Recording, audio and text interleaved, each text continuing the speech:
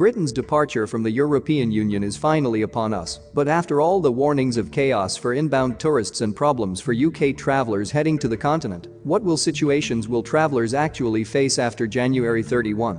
Before going into more details, if you have not subscribed our channel, then subscribe and hit the bell icon for more videos. The arrival of Brexit comes 3.5 years after the country held a referendum that set it in motion and follows a series of missed deadlines, each one carrying the threat of the UK leaving with no deal, a scenario that raised the prospect of a shortage of medical supplies and food, as well as long border queues. What will change? Although the UK exits the EU on January 31st, it will remain part of the single market and customs union under the terms of the implementation period or transition. This lasts until December 31, 2020, when it's hoped a new trade deal, security arrangements and immigration laws will be enacted. Failure to reach an agreement could lead to no deal becoming a live prospect once more. For now, that remains an issue for another day.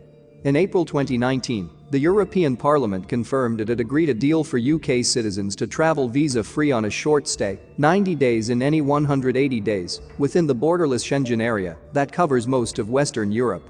The transition period, which kicks off from February 1, will mean that travel between the UK and Europe will stay exactly the same until December 31, 2020. According to the FCO, Foreign and Commonwealth Office, UK nationals can continue to travel to the EU exactly as they do now, says Tom Jenkins, Chief Executive of the European Tourism Association. You won't need a visa for 6 months left on your passport or evidence of a return ticket.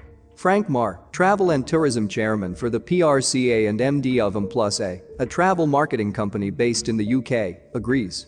The government also needs to give clarity, as deals are finalized, that the process of entering the EU from the end of December 2020 will not lead to long queues on arrival, as this will deter travellers. What about driving in the EU? While taking a car from the UK to the EU via the Channel Tunnel or on a ferry service will remain as simple after January 31, it's likely that by 2021, things will have changed. Official UK government advice says those driving from the UK may need an international driving permit, with different documents required depending on the country they're traveling to. Drivers may also need a special green card from their insurance company and a GB sticker on their bumper. This issue may be resolved during the upcoming negotiation, with an easier EU-wide set of rules for UK drivers potentially being put in place. Will you need travel insurance? The European Health Insurance Card, EHIC, which guarantees carriers access to free medical care, will still be valid during the transition. As with so much else surrounding Brexit, the real conundrum comes in 2021. According to official UK guidance, after Brexit, your European Health Insurance Card, EHIC, card may not be valid. It's doubtful the UK will remain part of the EHIC system, meaning UK travellers will need a comprehensive insurance policy to ensure they get healthcare in case of an emergency. As EHIC covers pre-existing conditions, this could make holidaying in the EU more costly for those with long-term illnesses. ABTA, however, says its guidance remains the same as ever. ABTA has always advised holidaymakers and business travelers to make sure they have appropriate travel insurance, whether they have an EHIC card or not, as there are limitations to EHIC, it says on its website. Will mobile phone bills soar? Agreements, which came into force in 2017, outlawed punitive roaming charges for European citizens when using their mobile phone within the European Union. However, while these are set to stay in place during the implementation period, the lack of clarity over the UK's future relationship means they could be back for British travellers in 2021. Mobile roaming charges are likely to reappear in Europe, so we'd advise travellers to check carefully with their providers to avoid the potential for large unexpected bills, says James Lynn from Currencia, a travel payment card provider. While no network in the UK has said it will reintroduce roaming charges, a lack of EU regulation from 2021 means that divergence could lead to higher prices for travellers. After Brexit, the guarantee of free mobile phone roaming throughout the EU, Iceland, Liechtenstein and Norway will end, says the official UK government website. A cheap bet for US travellers?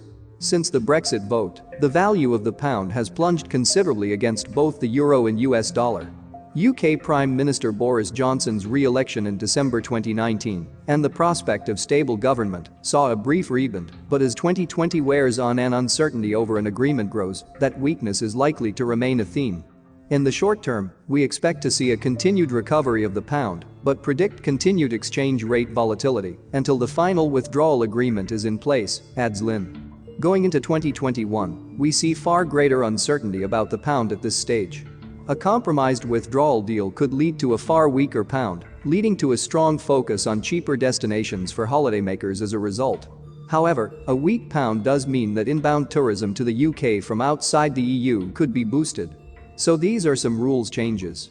We hope you will like the video, and if you like the video, please like, share and subscribe the Scopicworld.